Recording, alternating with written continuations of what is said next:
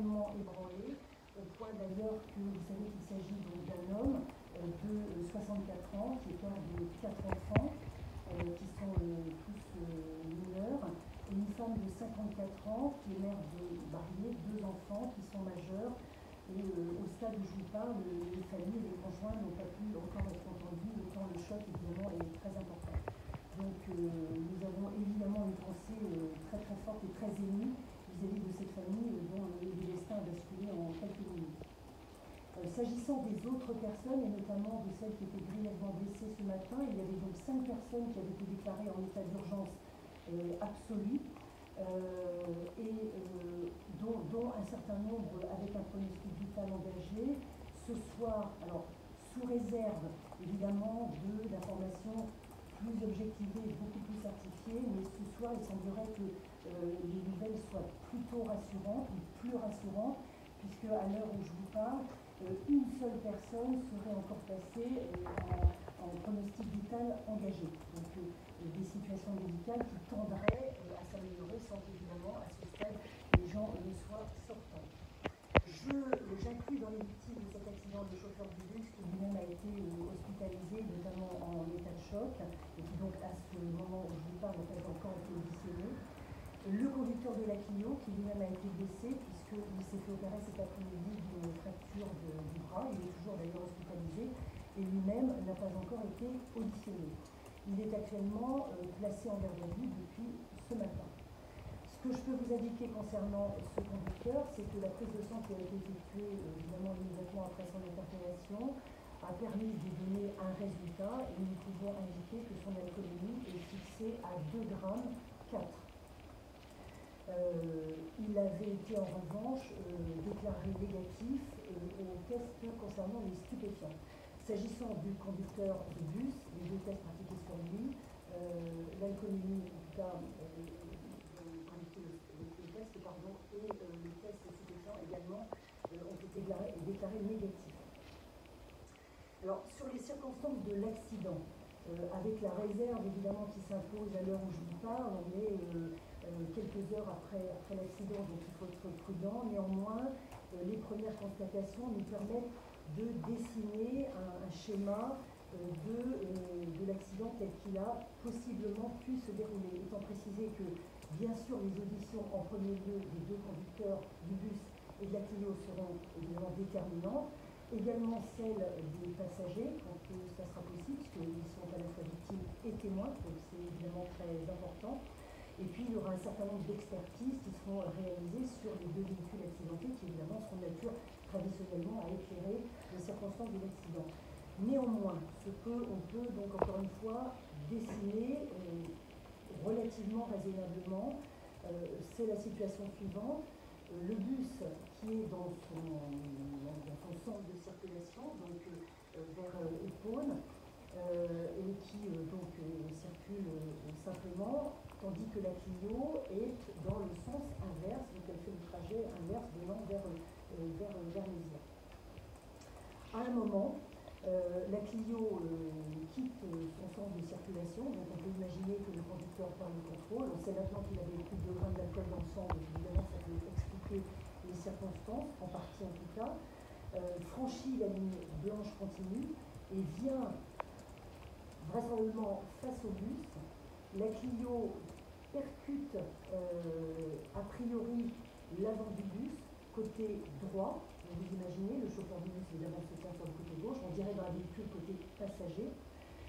Et la voiture elle-même ressent un choc en quelque sorte et à la suite de cette percussion va s'encastrer dans un poteau quelques mètres plus loin, ce qui est à l'origine d'ailleurs des blessures occasionnées au conducteur.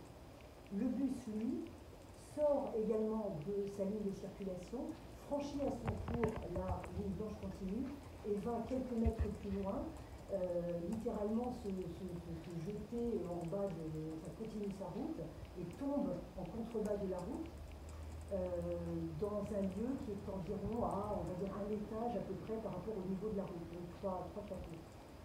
Et c'est là où il stoppe sa route et c'est là où seront retrouvées les personnes décédées et les personnes blessées. qu'on a pu voir sur place, c'est quelques traces de freinage dans le sens de circulation du bus et dans son côté de circulation qui peuvent appartenir au bus, quelques légères traces de freinage, et on n'en voit pas d'autres à ce stade. Donc, est-ce que la voiture a eu le temps de freiner avant la percussion? On ne sait pas. Est-ce que le bus a essayé de freiner après avoir été percuté? En tout cas, il n'y a pas de traces sur la chaussée. Voilà ce que je peux vous dire dans un premier temps sur ces circonstances. Alors, évidemment, une enquête judiciaire a été ouverte dès ce matin. Des chefs d'homicide involontaire et blessures involontaires, à la fois avec des blessures de plus de 3 mois, on sait probablement que ça sera le cas, blessures involontaires de moins de 3 mois, hein, c'est une qualification générique. Ces qualifications sont aggravées du fait de la consommation d'alcool par, à ce stade, l'auteur supposé de l'accident. Sachant que c'est une qualification qui fait encourir à son auteur une peine d'emprisonnement, comme vous parlez de cela, d'un maximum de 7 ans, s'il n'y a pas d'autres circonstances qui sont relevées. Et je préciserai à ce stade que autant je n'ai pas de possibilité, au moment où je vous parle, de vous indiquer à quelle vitesse roulait le bus, puisqu'il ne contient pas de dispositif type chronographe, de type mesure qui permettrait d'avoir vraiment quelque chose d'objectivé. Autant on a une indication, simplement s'agissant de la Clio, dont le compteur qui a été relevé pour la voiture après le choc indique 90 km/h. Alors, est-ce qu'il allait à cette vitesse-là? Est-ce qu'il allait plus vite et qu'il a freiné? Est-ce qu'il allait moins vite? Est-ce que la voiture a accéléré? C'est vraiment la seule indication chiffrée que je peux vous donner. Néanmoins, elle est évidemment dans le dossier. Donc, il faudra en tenir compte. Donc, cette enquête judiciaire a été confiée à la circonscription de police, le commissariat de police de Mantes-la-Jolie, qui a conduit l'enquête depuis ce matin, qui a réalisé avec les services spécialisés de la direction départementale de la sécurité publique toutes les constatations sur place et qui va procéder évidemment aux différentes auditions et qui s'imposent dans ce dossier. Voilà ce que je peux vous dire. Évidemment, l'audition du conducteur de la Clio sera absolument déterminante. Je vous indiquais tout à l'heure qu'il était placé depuis ce matin en garde à vue. À ce stade, nous n'avons pas d'indication sur son état compatible ou pas avec la garde à vue. Si les médecins considèrent que son état est compatible avec la garde à vue, il pourra être auditionné tout en restant d'ailleurs dans les locaux de l'hôpital.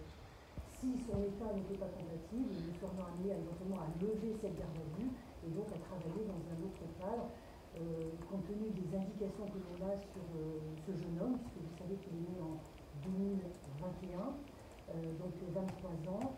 Nous n'avons pas a priori d'inquiétude sur le fait qu'il chercherait absolument à échapper à l'enquête qui est en train de se dérouler contre lui.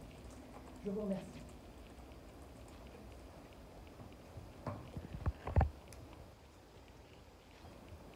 L'important, c'est qu'il soit pris en charge. Est-ce qu'on a des indications quant à la météo? Est-ce que la chaussée était sèche ou plutôt mouillée?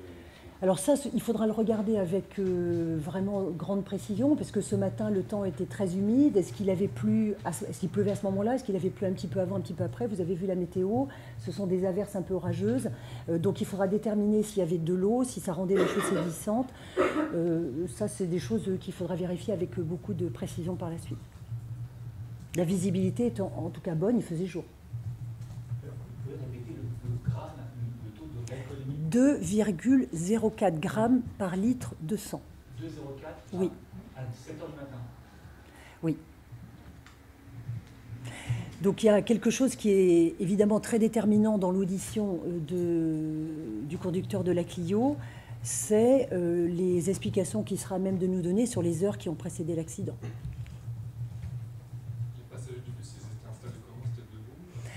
Alors, c'était un bus type bus de ville, donc ça n'est pas un bus de transport, vous savez, avec ces lignes de sièges équipées de ceintures de sécurité. Donc, c'est exactement un bus que vous prenez en ville, donc avec quelques places assises, beaucoup de places debout, avec eux-mêmes des espaces pour poser les poussettes, etc. Pas de ceinture de sécurité. Donc, la question qui va se poser assez rapidement, c'est de savoir aussi si ce bus avait toutes les autorisations nécessaires pour effectuer ce type de trajet, plus exactement. Donc, s'il était en règle à ce niveau-là. C'est combien de passagers étaient avant ? 40, 45, ça sera à déterminer là encore avec précision. C'est cet ordre d'idée en tout cas sur lequel il faut tabler. C'était des bus qui remplaçaient les bus de transport pour les... C'était des bus qui remplaçaient un trajet de train. Un train.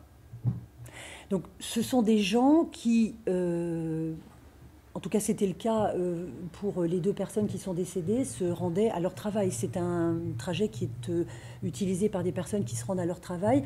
Alors nous n'avons pas encore les précisions sur le lieu exact où elles se rendaient et quelle était la nature de leur travail, mais c'était la circonstance qui peut expliquer pourquoi il y avait autant de personnes dans un bus à cette heure assez matinale.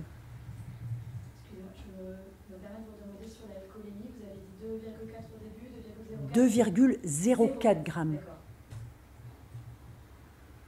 Et juste pour le suite de l'enquête, ça va être principalement des auditions qui vont arriver. Des auditions, ça, bien sûr, en nombre assez important. Des constatations qui vont à nouveau se poursuivre sur les lieux de l'accident, hein, même si l'essentiel a été fait. Mais on y revient, on peut reprendre des photos, il y a des reconstitutions, des mesures qui sont effectuées aussi. Et puis, il y aura aussi des expertises sur les véhicules accidentés. Et tout ça sera comparé avec les auditions des uns et des autres pour vérifier vraiment le déroulement le plus certain possible de l'accident et déterminer les causes et donc les responsabilités, ou la responsabilité. Et vous pouvez revenir sur l'état de santé du chauffeur de bus ? Alors, l'état de santé du chauffeur de bus, nous n'avons pas eu d'informations depuis la fin de la matinée, donc c'était quelqu'un qui était en état de choc important. Les blessures en tant que telles physiques n'étaient pas importantes et donc je n'avais pas de détermination médicale à ce stade-là. Depuis, on n'a pas eu d'informations qui sont venues préciser et ça viendra, je pense, dans les heures qui suivent ou dans les jours qui suivent. Donc il a pu déjà donner des éléments, ça a l'air super.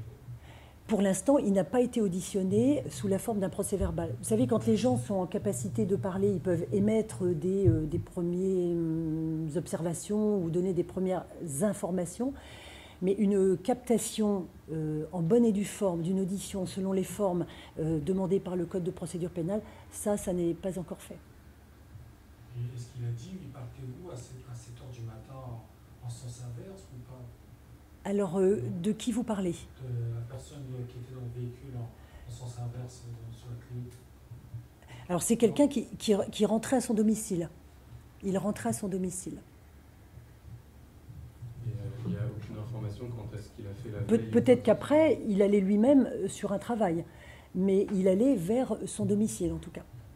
Il n'y a aucune information quant à ce qu'il a fait la veille ou quoi Non, que ce soit, pas à ce stade, aucune information. D'accord. Il habite bien dans la ville. Alors en fait, c'est un jeune homme dont les 2 parents sont divorcés et qui habite de manière alternative chez l'un ou l'autre. D'accord. Donc il y a un de ses parents qui est domicilié au Mureau, je crois l'autre à Mantes-la-Jolie ou Mantes-la-Ville. Pardonnez-moi, là j'ai une hésitation. C'était combien dans le véhicule? Alors lequel? Clio? Un seul, le conducteur simplement.